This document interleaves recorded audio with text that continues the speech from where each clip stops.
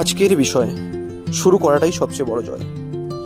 তুমি কি কখনো ভেবেছো কেন এত মানুষ স্বপ্ন দেখে কিন্তু খুব কম মানুষই সেই স্বপ্ন পূরণ করতে পারে? কারণ বেশিরভাগ মানুষ শুরুই করে না। তারা ভাবে আরো ভালো সময় এলে শুরু করব, কিন্তু সত্যি হলো ভালো সময় নিজের থেকে আসে না, ভালো সময় তৈরি করতে হয়। আজ তুমি যে ছোট পদক্ষেপ নেবে সেটাই একদিন তোমার জীবনে সবচেয়ে বড় পরিবর্তন করতে পারে।